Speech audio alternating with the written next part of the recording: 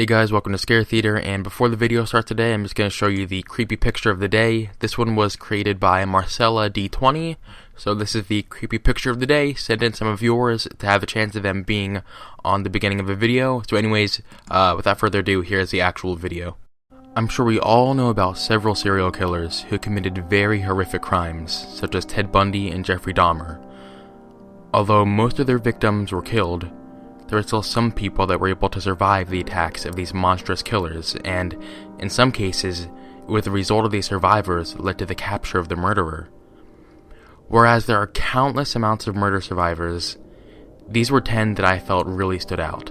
Now, these are not in any particular order because they're all pretty horrific. 10. Kevin Bright. The BTK Killer, aka Dennis Rader, murdered 10 people between 1974 and 1991. However, one of the people he failed to kill was Kevin Bright. One day, Kevin came home with his sister Catherine, where they found Dennis Rader. He made Kevin tie up his sister, and then Rader tied up Kevin. Rader put Kevin down on his bedroom floor, and then he left the room. When he came back, he started to strangle Kevin, but luckily, Kevin was able to break free and grab Rader's gun. But when he pulled the trigger, it didn't go off. That's when Rader grabbed the gun from him and shot him twice in the face and left, assuming he was dead. At this point, Kevin got up and left the house to go find help. And fortunately, he ended up surviving. But his sister was not as lucky. 9. Tracy Edwards. Jeffrey Dahmer, aka the Milwaukee Cannibal, raped, murdered, and dismembered 17 men between 1978 and 1991. And of course, as the name implies, he ate some of them. Tracy Edwards, who survived an attack from Dahmer, played a huge role in his capture. On July 22, 1991, Jeffrey Dahmer offered 3 men $100 to come to his apartment to keep him company. One of them, Tracy Edwards, agreed. Upon the arrival at his apartment, Edwards noticed an awful smell, and Dahmer put a handcuff around Edwards' wrists, but he failed to fully handcuff his hands together. He told Edwards to come to his bedroom to pose for some pictures.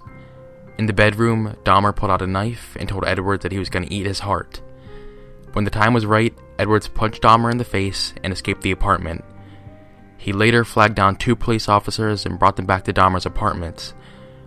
When the officers arrived, they found Polaroid pictures of dismembered bodies, and they also found a severed head inside the fridge. This obviously led to his arrest. 8. Carol Duranch. Ted Bundy raped and murdered a lot of young women and girls in the 70s. One of the people he attempted to kill was Carol Duranch. He approached Duranch and told her that someone had broken into her car, and that she needed to come with him because they were currently holding the man who did it. She asked for some form of ID, and he quickly flashed her a badge. Once Duranch was inside of Bundy's car, he placed a handcuff around her and attempted to hit her with a crowbar. Luckily, she was able to fight back and jumped out of the car to safety. 7. Bill Carnes. Richard Ramirez, also known as the Night Stalker, was infamous for his home invasion crime spree, which resulted in the death of a lot of people. But on this occasion, instead of killing his victim, he just seriously messed up his life. On August 25th, 1985, Bill Carnes was asleep in his room when Ramirez climbed through an open window and shot Carnes with a handgun and raped his girlfriend. Both Bill Carnes and his girlfriend survived through this, but this took a toll on their relationship. As a result of Bill being shot, he suffered from brain damage, which caused him to impulsively become very disrespectful to his girlfriend, and consequently she left him. It's obvious that Carnes holds a lot of resentment towards Ramirez, as he says, "I would like to torture him with a chainsaw or a belt sander." 6. Mike Mago. The Zodiac Killer was a serial killer that terrorized California in the late 60s and early 70s. I wish I could tell you his real name, but he was actually never caught. However, a lot of people suspect that it may have been Arthur Lee Allen. Anyways, the Zodiac Killer failed to kill a few of his victims, one in particular named Mike Mago. Mago was in the car with his friend, Darlene Ferrin, when someone got out of another car and walked towards them with a flashlight. Mago and Ferrin thought it was an officer, but the person walking to their car ended up firing 5 shots into the car. As the killer was walking back to his car, he heard Mago scream in pain, so he went back and fired 2 more bullets into each of them. Miraculously, Mago survived, but Theron suffered a more unfortunate fate. Despite the fact that Mike Mago caught a glimpse of the Zodiac, that did not lead to him being caught. 5. Maria Veracheva. Alexander Pichushkin, also known as the Chessboard Killer, was a notorious Russian serial killer. Maria Veracheva had a terrifying encounter with him when she was only 19 years old. Veracheva was alone in a metro station since she had recently gotten into an argument with her boyfriend. Pichushkin struck up a conversation with her, and once he heard about her situation, he offered her a way to make some money. He told her that he had stolen some cameras stashed in a well nearby that she could sell. Once they got to the 30-foot deep well, Pichushkin pushed her in and told her to take a bath there. Veracheva got caught in the current but was able to stop herself when she was near another well and managed to climb to the top, only to find that she couldn't lift the cover.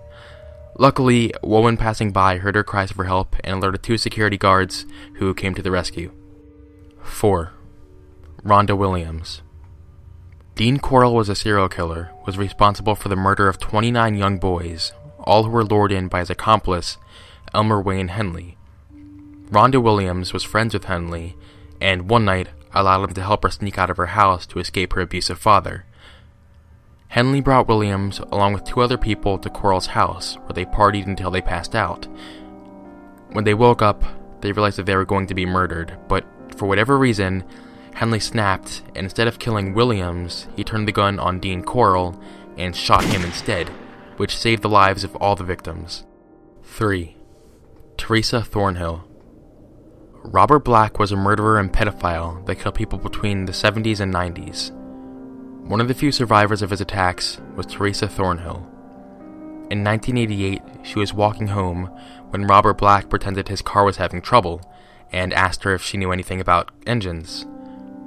When she approached him, he grabbed her and tried to pull her into his van.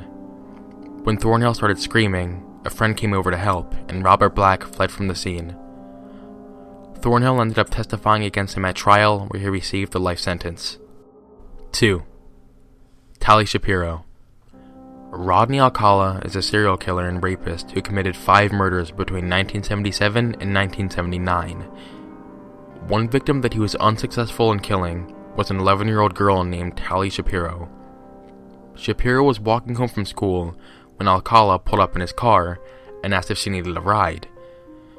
She told him that she couldn't talk to strangers, so he reassured her by saying that he knew her family. She approached the car, and that is the last thing she remembers before it followed. Fortunately, someone saw the abduction take place and called the police. When the police arrived at Alcala's house, he stalled them by saying he was in the shower as he escaped through the back door. At this point, the police kicked the door down and saw Shapiro on the floor with a metal bar over her neck. She was rushed to the hospital, and she did survive. Later, she testified against Alcala during his trial, and he received the death sentence. 1. Rebecca Gard. Gary Ridgway was a serial killer known as the Green River Killer. He confessed to killing over 48 people during the 80s and 90s.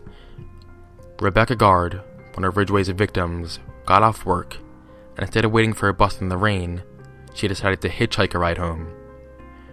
Ridgway picked her up, and while in the car, she offered to have sex with him for $20, which she figured she could use to buy weed when she got home.